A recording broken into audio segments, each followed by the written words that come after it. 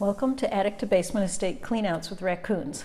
Today I wanted to explain to you why you should incorporate your estate cleanout business or any business. When I was earning under $40,000 a year, plus had a mortgage on my house, I was a sole proprietor, which made it simple to file income taxes on April 15th, as I had no employees besides myself. When I started making over $50,000 a year and had paid off the mortgage on my house, my husband and I decided I should incorporate my business because if a client decided to sue me for sending something to charity or auction that they wanted to keep, which by the way never happened, we didn't want to lose our house in a lawsuit. Incorporating protected our personal property and bank accounts. I worked out of my home. I didn't own an office building, and my car and office furniture were all personally owned.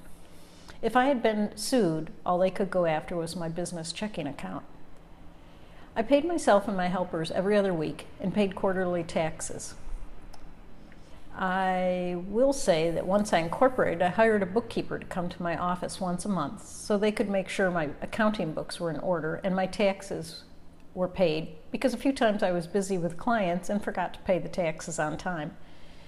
After a few years, I did hire an accounting office that had a payroll department, and they set it up so myself and my helpers got their paychecks direct deposited into their bank accounts, which everyone was happy about. I would call in the hours the person worked to the accounting company every other week, and if there was a dispute about their pay, my helper and I would go over the notes I had on what days and hours they worked with me.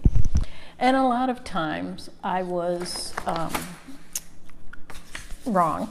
And the helper got those hours added to their paycheck at the regular 2-week interval. The final 2 years I was working, the accounting company also did my year-end taxes, which was a time saver for my husband, who had been doing our personal and my year-end business taxes. To get back to the subject of clients and their homes, while I was researching what clients were interesting or the furniture in the homes was interesting, I came across 2 women who had the same last name.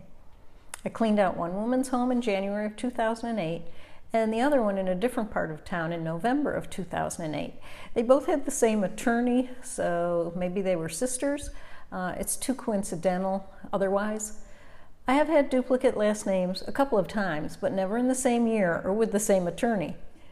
Now let's talk about a home in a senior building.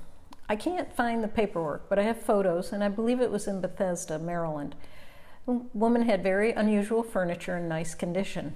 She even had a small safe in the master bedroom closet. If we found a combination, the safe would go to auction. Otherwise, it was not usable. In one house, we had a large, very old safe, and the family paid to have a locksmith come in and drill it open to find out what was inside. Nothing much exciting was inside. You'll see a photo of a pretty Chinese hutch with a TV in front of it. The TV was built with a VCR into it.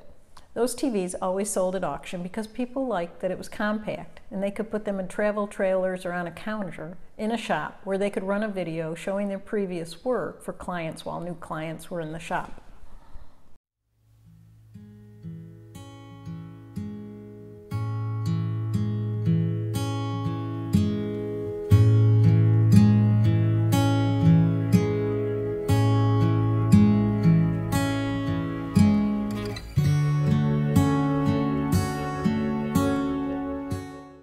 The next home was in a time warp of mid-20th century and very out of fashion in 2008, but these items would bring more money today than they did in 2008. They were in good shape though. I was in a lot of houses where the person got the house the way they liked it, never bought a new piece of furniture for the rest of their lives, or may have felt that if it wasn't broke, don't fix or change it. I don't know which. I was at a restaurant the other night where they had the same red vinyl chairs and Formica tables for the customers to eat at that are in the photos you'll see next. That's it for today. Please hit the subscribe button if you'd like to be notified when I upload a new video next week, and please take a look at the Facebook page 800 Houses, 800 Jobs for more photos I took at these homes.